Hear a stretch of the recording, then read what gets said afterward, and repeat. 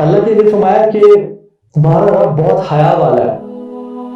اس کو حیا آتی ہے کہ جب کوئی اس کا غلام، اس کا بندہ ہاتھ اٹھا کے اس سے دعا مانگے اور وہ ہاتھ خالی اٹھا دے، تو اللہ تعالیٰ کو حیا آتی ہے کہ اللہ تعالیٰ کسی انسان کے ہاتھ خالی نہیں اڑاتا ہے.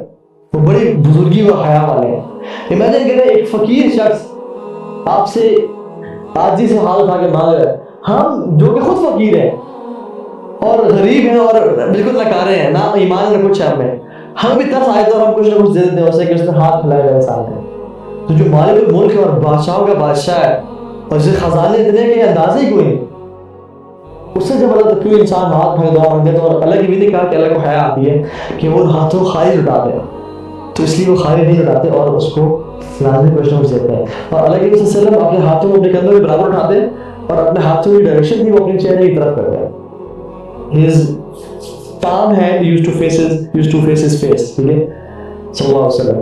اسی طرح سے دعا شروع کس طرح کرنی چاہیے؟ توبہ استغفار سے. سب سے پہلے اپنے گناہوں سے توبہ مانگنی چاہیے. آپ سلمان علیہ السلام کو دیکھتے ہیں نا، انہوں نے کیا دعا مانگی؟ رب اغفر لی وہب لی ملکا، یا اللہ مجھے معاف کر دے اور مجھے ایسی سلطنت دے جیسی تو آج تک کسی کو نہیں دی. کیونکہ جیسے ہی انسان نے اپنے گناہوں سے توبہ مانگی، اللہ نے اس کی گناہوں کو معاف کر دیا اور اللہ سے راضی ہو گیا. اب اللہ راضی ہے، اسے جو مرضی بنوا لو.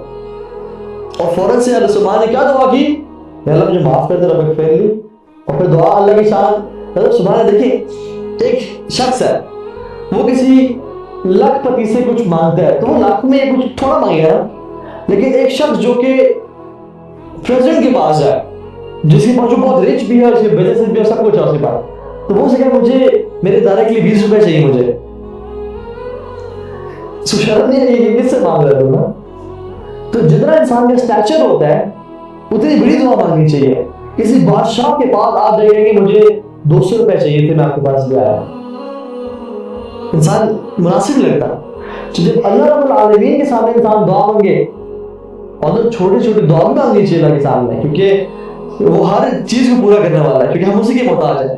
لیکن انسان بڑی سے بڑی دعا مانگے تو اپنے دعا کے جو سائنس ہیں ان کو بھی ریز کر لیں. سلیمان علیہ السلام نے کیا دعا مانگی؟ ان سے جو غلطی ہوئی، کیا غلطی ہوئی؟ گھوڑے کی وجہ سے ان کی نماز میں ڈیلے ہو گئی and he was fascinated by the horses. ٹھیک ہے، تو انہوں نے کہا رب اغفر لی وہب لی ملکا، یا اللہ مجھے معاف کر دے اور مجھے اب تو نے معاف کر دیا، مجھ سے راضی ہو گیا ہے اور میرے گناہوں کو نیکیوں بدل دیا ہے، تو مجھے ایسا ملک دے جیسے تو نے آج تک کسی کو نہیں دیا. اور اللہ تعالیٰ نے دعا قبول کی اور دیا اور پیسے لو. ٹھیک ہے، تو اسٹارٹ بائی میکنگ استغفار. ٹھیک ہے، اسی طرح سے استغفار سے پہلے اللہ سبحانہ تعالیٰ پہ حمد و ثنا، اللہ تعالیٰ کی تعریف اور نبی کریم صلی اللہ علیہ وسلم پہ درود پڑھنا. ایک صحابی آیا اور انہوں نے آتے ہی ہاتھ اٹھایا، دعا مانگنا شروع کر دی، یا اللہ مجھے یہ دے، یا اللہ مجھے وہ دے. جیسے ہم لوگ یا اللہ پاس کر دے، یا اللہ یہ پیسے دے، یا اللہ یہ دے دے، کوئی حمد و ثنا اور درود. تو اللہ نے کہا کہ عجل، تو نے جلدی کی ہے، تو یہ چاہیے تھا کہ اللہ کی تعریف بیان کر، میرے پہ درود پڑھ اور پھر دعا مانگ. علی بن طالب کہتے تھے کہ جو شخص اللہ کے لیے درود نہیں پڑھتا نا دعا سے پہلے، اسے دعا قبول نہیں ہوتی. So it's very important to praise Allah subhanahu wa ta'ala and recite and send blessings upon Muhammad sallallahu alaihi wasallam and then make dua. دعا کی قبولیت کی چانسز بہت بڑھ جاتے ہیں جب انسان یہ کام کرتا ہے.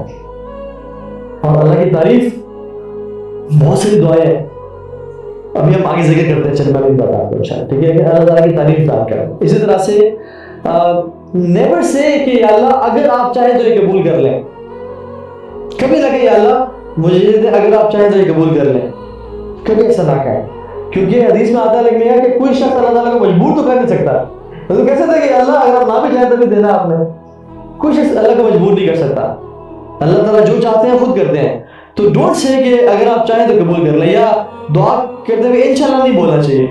کبھی کبھی انسان کے منہ سے نکل جاتا ہے انشاءاللہ، کہ نہیں بولنا چاہیے اس کو. ٹھیک ہے کہ اگر آپ چاہیں.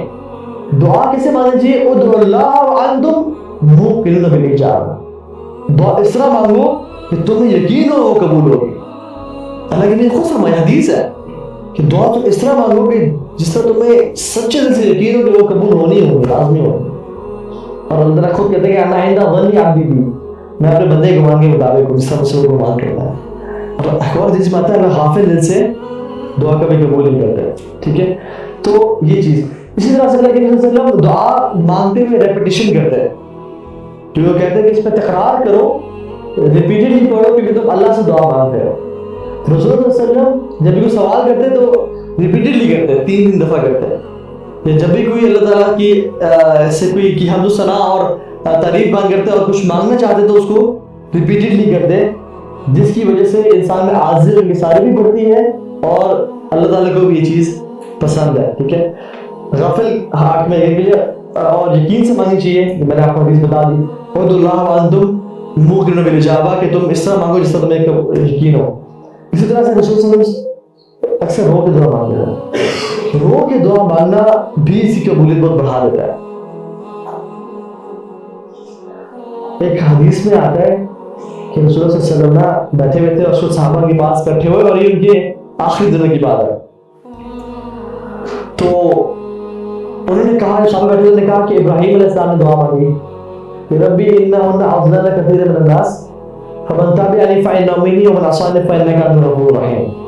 اپنے لوگوں کے لیے دعا مانگی کہ یا اللہ، آپ یہ جو میری قوم کے لوگ ہیں انہوں نے اکثر لوگوں کو گمراہ کیا کیونکہ یہ دین پہ نہیں آئے، جس نے میری اطاعت کی وہ تو میرے میں سے ہے، لیکن جس نے میری نافرمانی کی تو آپ بڑے غفور رحیم ہیں۔ اب یاد دل دکھے آپ، جس نے میری اطاعت کی وہ تو میرے میں سے ہے، ومن عصانی فإنک انت الغفور الرحیم، جس نے مجھے نہیں مانا آپ تو بڑے غفور رحیم ہیں۔ اور پھر کہا لگنے کہ عیسیٰ علیہ السلام نے دعا مانگی اس طرح سے کہ ان تعذبهم فإنهم عبادک وَإِن تَغْفِرْ لَهُمْ فَإِنَّكَ أَنْتَ الْعَزِيزُ الْحَكِيمُ۔ اگر یا اللہ آپ ان کو عذاب دینا چاہیں تو یہ آپ کے بندے ہیں، لیکن اگر آپ معاف کرنا چاہیں تو آپ ہر چیز پر قادر ہیں، بڑے حکمت والے ہیں۔ اور کہتے ہیں کہ اور میرے لیے تو اللہ نے ہاتھ اٹھایا اور کہا کہ یا ربی امتی امتی، یا ربی امتی امتی، اور وہ ہونے شروع ہو۔ تو اللہ سبحانہ تعالیٰ کو جلال آیا اور اللہ تعالیٰ نے جبریل علیہ السلام کو بھیجا کہ پوچھو محمد صلی اللہ علیہ وسلم کو کیا چیز رلا رہی ہے، اور اللہ تعالیٰ ہر چیز جانتے ہیں۔ تو اللہ تعالیٰ محمد صلی اللہ علیہ وسلم نے کہا کہ اللہ سے پوچھ کیا کہ میرے جانے کے بعد میری امت کے ساتھ کیا کریں گے۔ تو جبریل گئے اور جبریل نے اللہ سے پوچھا اور اللہ تعالیٰ نے جواب دیا اور کہا کہ بتایا کہ اِنَّا سَنُرْضِيكَ فِي أُمَّتِكَ وَلَا نَسُوءُكَ، ہم آپ کو آپ کی امت کے حوالے سے راضی کر دیں گے اور تم کو کبھی بھولیں گے نہیں۔ اور اللہ کے نبی رو رہے تھے سارے لوگ۔ اب یہ اس سے 2 چیزیں ہمیں سمجھ آتی ہیں سبحان اللہ، ایک تو رونا دعا میں عاجزی انکساری اختیار کرنا، اور دوسری بات اللہ کے نبی کی ہمارے لیے دعا۔ واللہ اگر ہم ساری زندگی سجدے میں گزار دیں کہ ہم اللہ کے نبی کی امت میں سے، اور انہوں نے جو ہمارے لیے دعائیں کی، ہم شکر ادا نہیں کر سکتے۔ تو کبھی کبھی نا 2 لفظ پڑھیں شکرانے کے کہ الحمدللہ امت محمدیہ میں سے،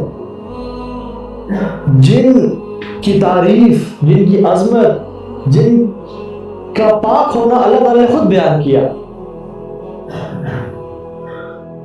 جن کی نگاہوں کا پاک ہونا، وما زاغ البصر وما غوا، خود بولا، جن کی زبان کی پاکیزگی، وما ينطق عن الهوى ان هو الا وحی یوحی،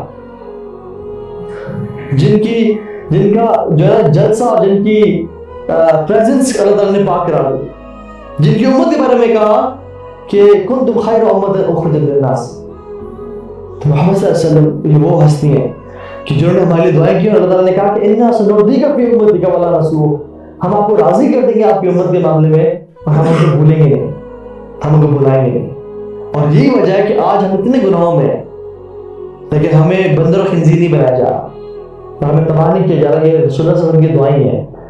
اسی طرح سے دعا کرتے ہوئے اللہ تعالیٰ کے نام لینا، اللہ تعالیٰ خود کہتے ہیں وَلِلَّهِ الْأَسْمَاءُ الْحُسْنَى فَادْعُوهُ بِهَا، اللہ کے تمام خوبصورت نام ہیں، ان کے ذریعے دعا مانگو۔ تو اللہ تعالیٰ کے نام یا حی یا قیوم یا رحمان یا ذا الجلال والاکرام، یہ دعائیں کرتے کرتے یہ ان کے نام پکارنا، ٹھیک ہے۔ ایک حدیث میں آتا ہے ایک شخص نے کہا یا ذا الجلال والاکرام، ایک صحابی نے کہا، تو اللہ کے نبی کہا کہ تم نے اللہ تعالیٰ کے ایسے ناموں کا ذکر کیا ہے کہ اگر اس کے بعد تم جو دعا مانگو وہ قبول ہو۔ اور ایسے وہ صحابی کے لیے ہم سب کے لیے جو شخص یا ذا الجلال والاکرام اس کے بعد جو دعا مانگے گا وہ قبول ہوگی، ایکسپٹ ان دعاؤں کے جو کہ حرام دعائیں ہیں، جیسے کسی کے لیے برا چاہنا یا کسی کے تعلق کی دعا کرنا یا کوئی سے بری دعا کرنا، ایکسپٹ ان دعاؤں کو، ٹھیک ہے۔ اسی طرح سے ایک صحابی نے کہا کہ لا الہ الا انت سبحانک انی کنت من الظالمین، تو اللہ نے کہا کہ تم اس کے بعد بھی جو دعا کرو گے وہ قبول ہوگی، کیونکہ اتنی امیزنگ اسٹیٹمنٹ ہے، بلکہ حدیث میں بھی آتا ہے کہ جو شخص میرے بھائی یونس کی دعا مانگے گا اور اس کے بعد جو دعا کرے گا وہ دعا لازمی قبول ہوگی، اور وہ کیا؟ لا الہ الا انت سبحانک انی کنت من الظالمین۔ پہلے تو نے بیان کیا کہ لا الہ الا انت، یا اللہ آپ کے علاوہ کوئی معبود نہیں ہے، صرف آپ ہی اللہ ہے، سبحانک and you are perfect، انی کنت من الظالمین and I am the most imperfect، I am the one who is faulty، اور میں ہی گناہگار ہوں۔ تو اللہ آپ کے علاوہ کوئی بات کے لائق نہیں ہے، آپ پاک ہیں اور میں گناہگار ہوں۔ جو شخص یہ کہے گا اس کی دعا لازمی قبول ہوگی۔